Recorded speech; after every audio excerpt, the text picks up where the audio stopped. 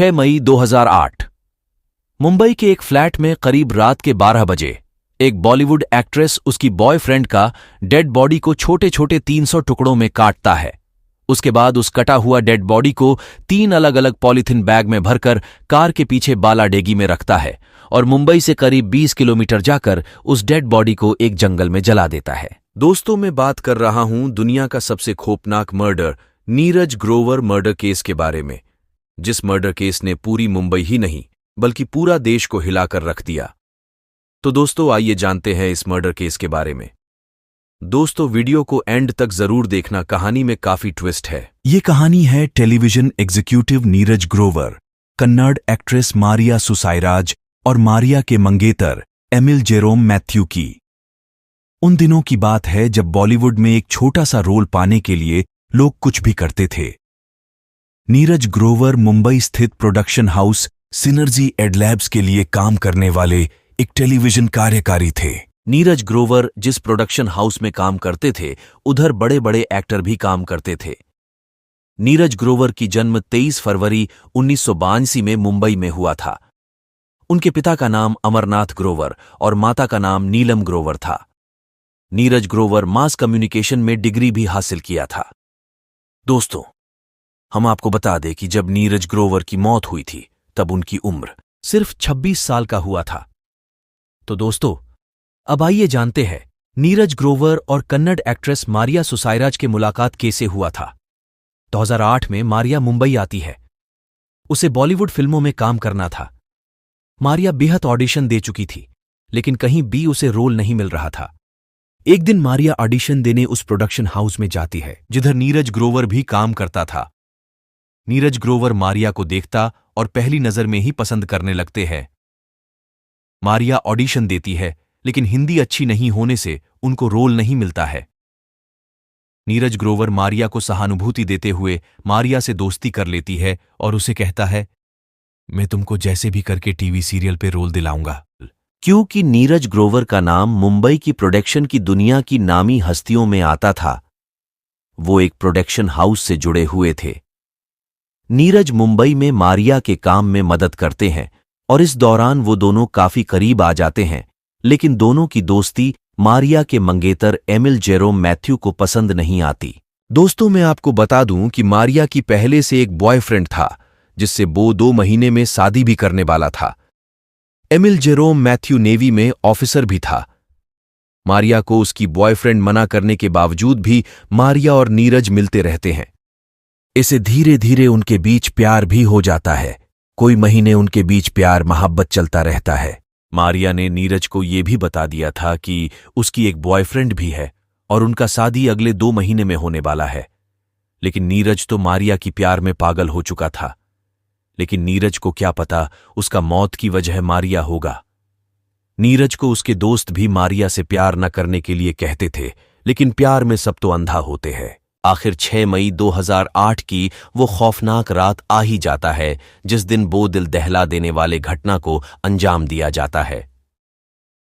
तो दोस्तों, आइए जानते हैं आखिर उस कालीन रात में क्या हुआ था।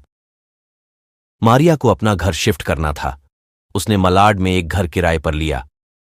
उस दिन शिफ्टिंग में नीरज मारिया की मदद करता है। उस रात नीरज मारिया के साथ ही उसके फ्लैट पर रुक जाता है। रात के करीब 8 बजे मारिया का बॉयफ्रेंड जेरोम मैथ्यू मारिया को फोन करता है। पीछे से उसे नीरज की आवाज आती है। इस बात से मैथ्यू नाराज हो जाता है और मारिया को कहता है कि वो नीरज को घर से जाने के लिए कहे, लेकिन मारिया ऐसा नहीं करती। नीरज मारिया के फ्लैट में ही रात गुजारता है। यहां मुंबई में मारिया और नीरज फ्लैट में अकेले होते हैं। वहां कोच्चि में मारिया का बॉयफ्रेंड एमिल इस बात से आग बबूला हो जाता है। उसे दोनों के साथ पहले ही नफरत थी और अब जबकि फ्लैट में वो दोनों अकेले थे तो वो बेचैन हो उठता है। वो आधी रात में ही कोच्चि से फ्लाइट पकड़कर मुंबई आता है और सीधा अपनी गर्लफ्रेंड के फ्लैट में पहुंचता है। वहां नीरज और मारिया को एक साथ देखकर वो गुस्से से लाल हो जाता है। नीरज और मैथ्यू के बीच हाथापाई होती है। मारिया उस वक्त वहीं मौजूद थी। इसी हाथापाई के दौरान मैथ्यू नीरज को चाकू मार देता है और फिर नीरज की वहीं मौत हो जाती है। नीरज के मौत के बाद मारिया और मैथ्यू को घबराहट होती है। मैथ्यू गुस्से में नीरज को मार तो दिया था, लेकिन उसका फटी पड़ी थी। सामने नीरज की लाश थी। दोनों इस लाश को ठिकाने लगाने का प्लान बनाते हैं। तभी मैथ्यू के दिमाग में एक अजीब आइडिया आता है।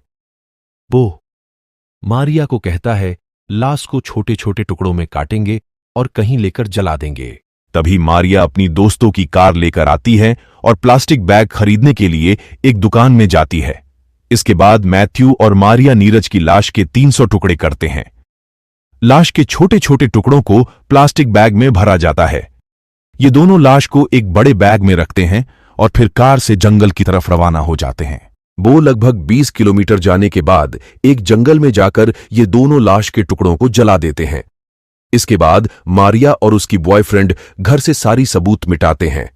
घर में कत्ल होने की वजह से खून के निशान, दाग धब्बे नजर आते हैं, इसलिए ये दोनों घर में पेंट करते हैं। घर की चादरें, यहां तक कि फर्नीचर भी बदला जाता है।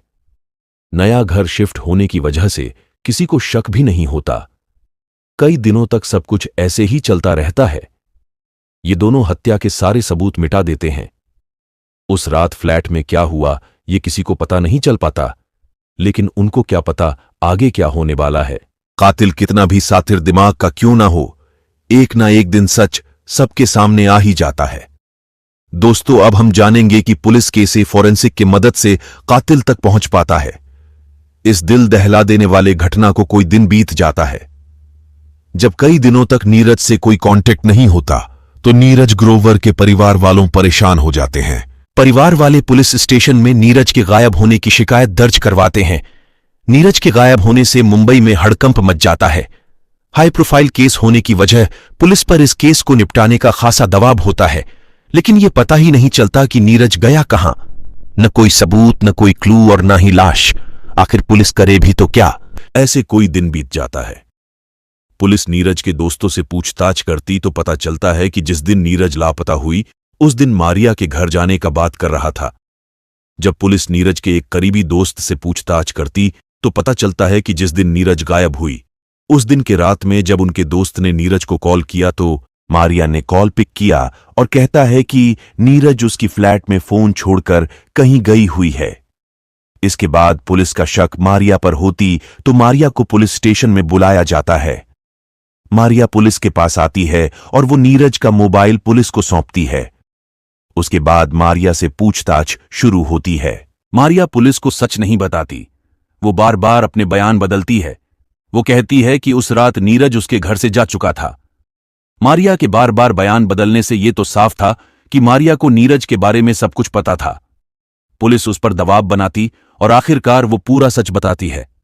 मारिया के बॉयफ्रेंड एमिल जेरोम मैथ्यू को भी गिरफ्तार किया जाता है, लेकिन पुलिस के पास कोई सबूत न होने की वजह से ये केस सालों तक अदालत में चलता है। डेड बॉडी न होने की वजह से केस को साबित करने में पुलिस को खासी मशक्कत करनी पड़ती है। दूसरी तरफ मीडिया का भी पूरा अटेंशन इस केस की तरफ था। 2008 में इस खबर ने पूरे देश को हिलाकर रख दिया था। हाई प्रोफाइल केस होने की वजह से केस को निपटाने की पूरी कोशिश की जाती है। दोस्तों, आपके मन में जरूर सवाल आ रहा होगा कि जब मारिया ने पुलिस को सब कुछ सच बता दिया, लेकिन कोर्ट क्यों कोई डिसीजन नहीं ले रहा था? दोस्तों, मैं आपको बता दूं कि जब तक कोई सबूत नहीं होता, तब तक कोर्ट कोई भी डिसीजन नहीं लेता। जब मुंबई पुलिस ये केस को सॉल्व नहीं कर पाता, तो फोरेंसिक को केस सौंपा जाता है। सोसाइटी के गार्ड की गवाही इसमें अहम रोल अदा करती है। गार्ड बताता है कि उसने दोनों को एक बड़ा बैग कार में रखते देखा था। इसके बाद पुलिस मैथ्यू की कॉल डिटेल्स और फ्लाइट डिटेल्स निकालती है। यह साफ हो जाता है कि इस कत्ल में इन दोनों का ही हाथ था। जंगल से नीरज ग्रोवर की हड्डियां और दांत भी बरामद होते हैं। 2011 में आखिरकार इस high profile Neeraj Grover murder case में कोर्ट अपना फैसला सुनाता है।